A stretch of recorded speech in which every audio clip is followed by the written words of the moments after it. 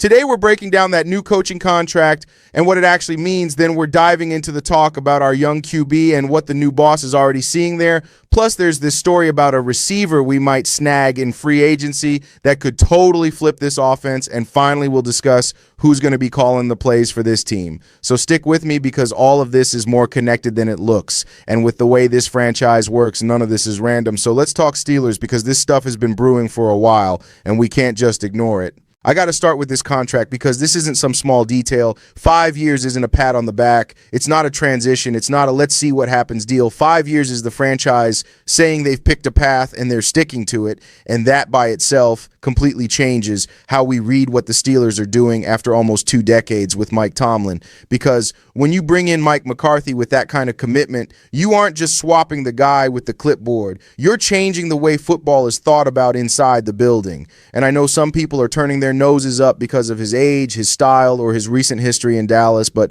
let's be adults here. What Pittsburgh did was choose someone who's lived through real pressure, who's won a Super Bowl, who's made mistakes, adjusted, fallen, and got back up. And that carries way more weight than all this talk about trendy young coaches because this team isn't trying to learn how to compete. This team wants to command respect again. And 5 years is plenty of time to clean what needs cleaning, build what needs building, and leave zero excuses along the way. And something else not many people are mentioning, Mike McCarthy isn't coming here to be a background character. He's not coming to be held hostage by a coordinator or the roster. He's coming with authority and autonomy. And the fact that the deal is still verbal doesn't change a thing in practice. That's just paperwork. The signal has been sent. And when you look at the Steelers' history, this franchise only moves like this when they have conviction. It's not a reaction. It's not panic. It's a cold decision. And to me, that says way more about their internal evaluation of where the team was stuck than it does about any specific name. Because if it was just about continuity, Tomlin would still be there. Simple as that. Now, what really grabs my attention is the timing because a long contract fits perfectly with what's ahead. Heavy scouting, a draft with tons of ammo, cap space, an open QB situation. All of this requires someone who isn't thinking short term, and McCarthy accepted exactly that package. He didn't come to save a season. He came to leave a mark, and you might like his offensive style or not. You can question past choices. That's fair, but you can't pretend this guy doesn't know how a big locker room works, how external pressure works, and especially how to live with a big-time quarterback because that's going to be central here. And when the franchise chooses security over a promise, experience over a gamble, they're sending a clear message to the roster and the league, but that message doesn't end with the coach. It starts there. But the real impact will show up in the next decisions, especially in who's going to run this offense day to day, because that's where this contract starts making even more sense and raising other questions you just can't ignore. Speaking of which, this talk about Will Howard isn't just a smokescreen. It's not some standard compliment from a new coach arriving. This is a real evaluation from someone who's coached a lot of different QBs in his life. And when news comes out that Mike McCarthy is intrigued by the kid's upside, I read that as someone seeing things there that this offense simply didn't have the consistency to exploit before. Because let's remember, Will Howard basically lost the start of his career to injury. He arrived hurt, stayed out, came back without rhythm, and even so, the entire building kept treating the guy as someone who deserves to be developed, and that doesn't happen for no reason in this franchise. Pittsburgh isn't a place for free handouts. If a guy shows nothing, he's gone. Simple as that. And the fact that Howard is still in this conversation says a lot. Now, that doesn't mean he enters as the guaranteed starter or that the team is going to stop everything for him, far from it, but it means he's going to get a real shot, and that's already more than most young QBs get in this league, especially on a team that takes itself seriously. Because today, looking at it coldly, what you have under contract is Mason Rudolph and Will Howard, and nobody here is crazy enough to think that's enough. It's not for anyone who wants to fight for something bigger, but the point is how this hierarchy will be built, because if McCarthy sees potential in Howard, he's not just going to bury the guy to find some random veteran just to plug a hole, and that's where the elephant in the room comes in, Aaron Rodgers, because everyone knows the connection, everyone knows the history, and everyone knows that changes the board completely.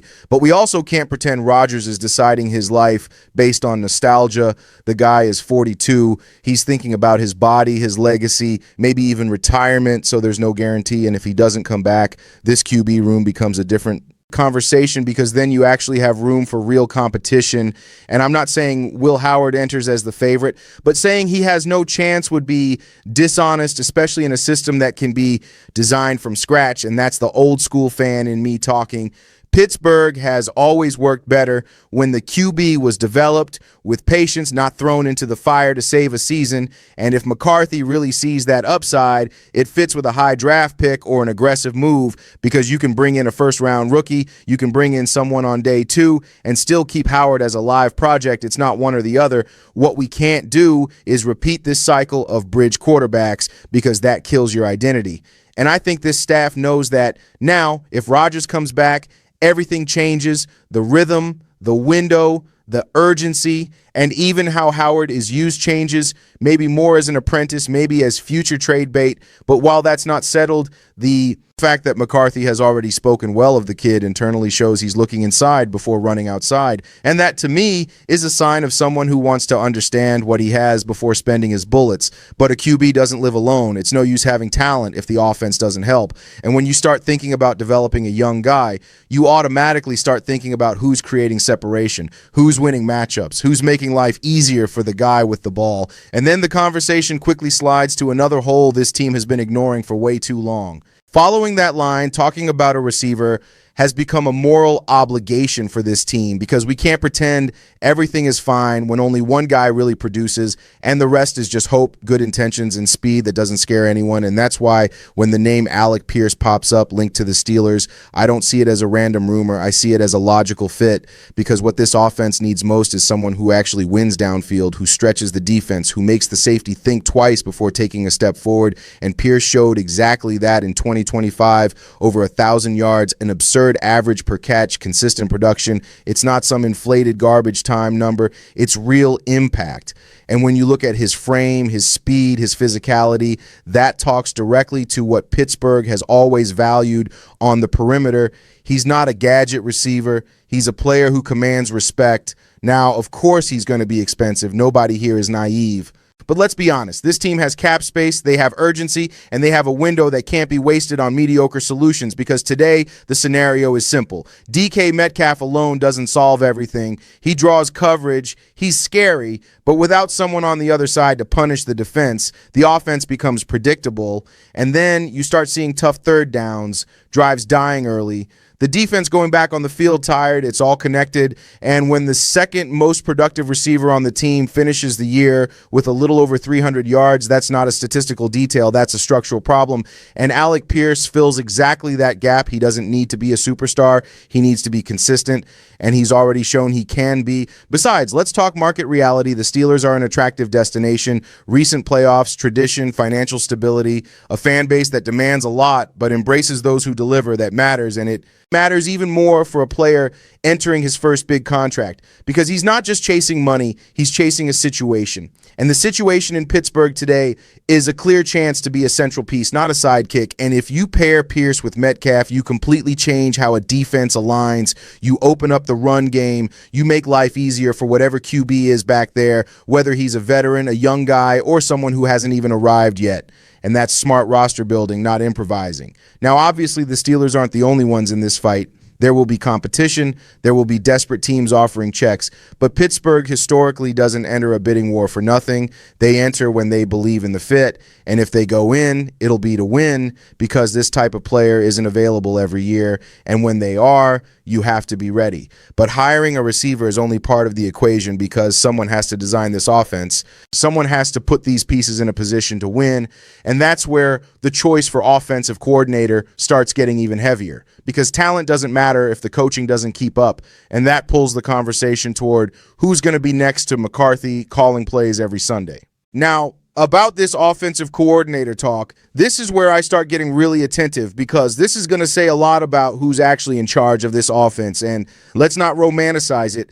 Mike McCarthy has called plays. He's given them up. He's taken them back. He knows exactly the weight of this decision. So every name that pops up isn't random. And when you look at Alex Van Pelt, Scott Tolzien, and Cliff Kingsbury, you're talking about three completely different paths. And that's fascinating and worrying at the same time because Alex Van Pelt is the most Steelers name on the list. Born here.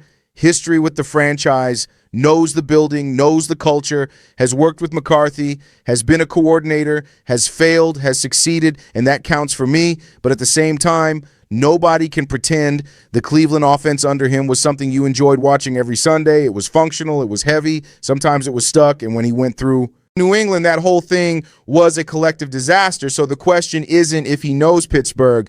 The question is if he can keep up with today's league. Now, that year with the Rams rebalances that view a bit because there he was back in a creative, aggressive, efficient offense. So maybe this guy learned from his own stumbles, and that could be gold, but it's not a gamble without risk. Then Scott Tolzien is a different movie. He's the young guy climbing step by step, respected by quarterbacks with a hand in developing new players, and that gets your attention at a time when this team needs to build someone, not just survive, but at the same time, he's never called plays at the NFL level. He's never had that Sunday pressure, the stadium, the wrong decision costing a job, so it's a choice of courage, not comfort. And Pittsburgh historically isn't an experimental franchise. When they experiment, it's because they really believe, and that leaves me torn because the potential is clear, but so is the risk.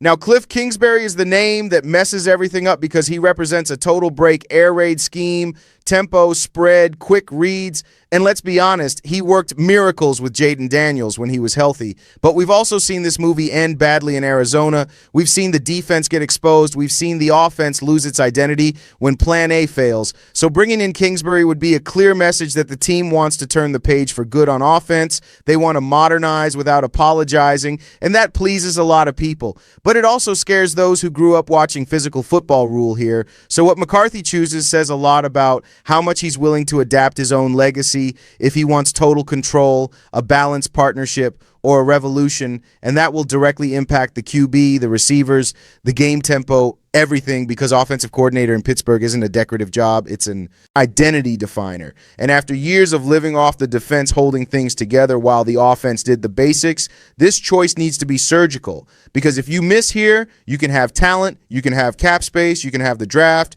but you'll keep spinning your wheels, and I, as an old fan, don't want to hear anymore that the offense needs time to adjust. I want to see clear direction from the very first snap, but that's a talk for another time, because when the camera starts turning off, that's when we say what's really on our minds. Well, I'm going to wrap it up here because otherwise we'll be talking about this all night, but it was important to get these ideas out now because this moment for the team isn't common and you can't treat it like just another offseason. So if you enjoyed the talk, go ahead and hit the like button, subscribe to keep following along because things are going to move fast. I really appreciate everyone who stayed until now listening to this vent from a fan who's seen a lot happen with this jersey, and we'll talk in the next video. Same way, no fancy script, no patience for mediocrity, talking Steelers the way it's always been done. See you next time.